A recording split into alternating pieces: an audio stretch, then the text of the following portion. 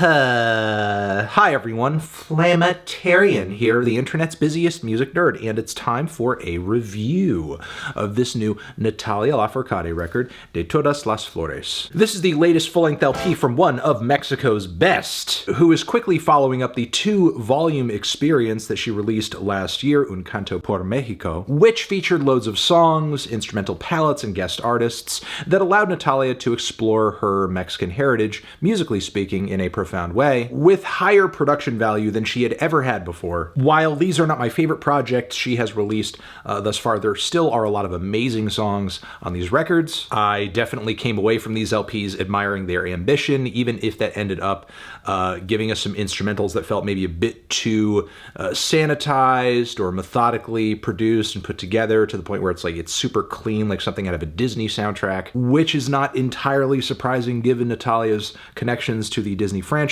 But historically, at least for me, it's her more rustic records that end up really doing it for me. That is what I get the most out of, and De Todas las Flores is one of those records. But this record simultaneously continues to show the instrumental ambition that we heard on Natalia's past couple of albums. But now the performances and the orchestrations feel much more loose and lively, wild and exciting. It's a bold and beautiful record, and a really thorough one too. Considering the 12 tracks on this thing span over an hour in runtime, there are also a good handful of songs on this thing that push past 6 minutes easily, thanks to some really patient intros, extended instrumental passages, as well as just a lot of great chemistry between Natalia and her band. The whole thing just feels very lightning in a bottle, especially during moments like when Natalia's vocals are hitting on the first vocal line of Viene Solita, which not only sounds very beautiful and intimate, yes, but you can also hear the sound of her voice bouncing off the walls of the room she's recording in, which is also the case to a lesser degree for some of the other instrumentation too.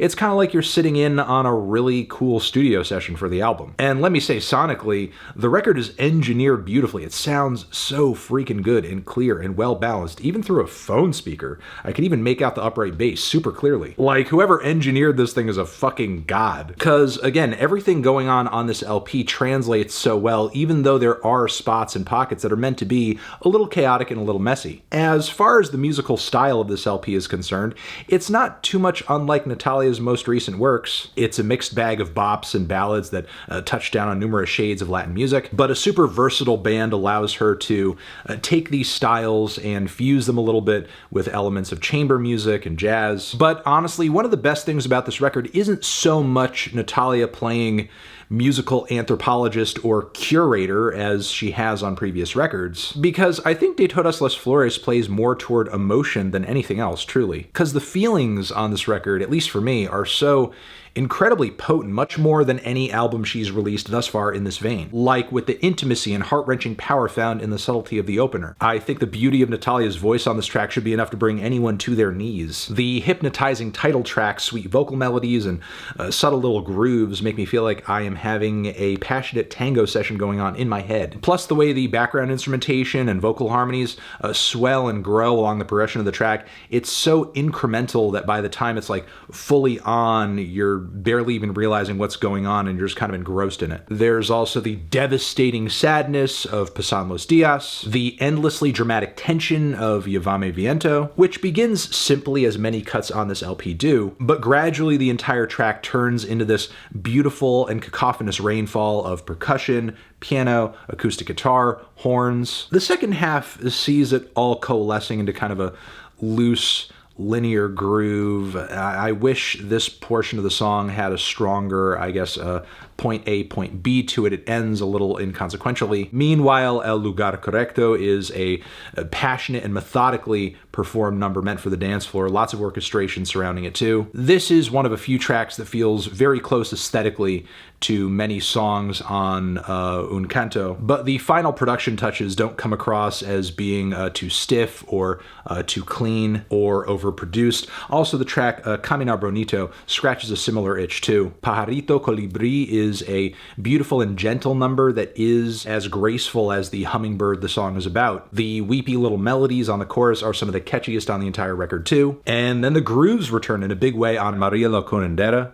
This track, instrumentally, emotionally, burning, It's sultry. The piano, guitar, and horn parts are so hot you're gonna sweat. And I guess it makes sense given the metaphorical lyrics on the cut about dealing with pain, having it burn away, fire taking away that pain, and then new flowers or opportunities or hopes or life kind of growing in place of that. The chilling spoken word passages all over Muerte are very much about the various things that Natalia has learned from death, her own mortality, that kind of influencing her to value and think about life differently. This portion of the track stands out as very unique and tense in comparison with the rest of the record. However, I do love how it really comes together with the background vocal harmonies and gets much sweeter, more harmonious in the second half. The band's really cooking on this one too with some of those horn and piano improvs. Meanwhile, the dancing upright bass line as well as the little horn embellishments on Canta la Arena make this track a light and sweet contrast from the previous one. For the closer, we have a super sweet acoustic number that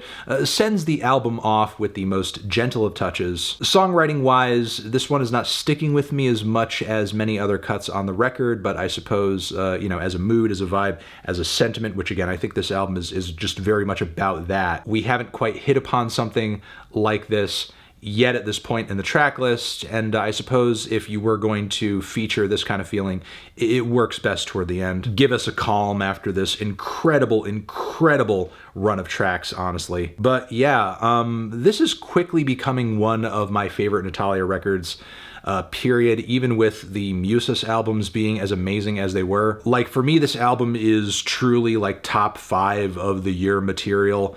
Easily. It's that stunning, it's that gorgeous, it's that well performed, it's that well put together. It is that deeply cutting emotionally, and it's just that pretty. It's just that pretty. But yeah, absolutely loving this. A couple of moments here and there that I was not super crazy about the way they progressed, but outside of that, fire record, fire album. Again, one of Natalia's best, one of the best of the year, and would easily give this thing a decent 2 strong 9. Transition. Have you given this album a listen? Did you love it? Did you hate it? What would you rate it? You're the best, you're the best. What should I review next?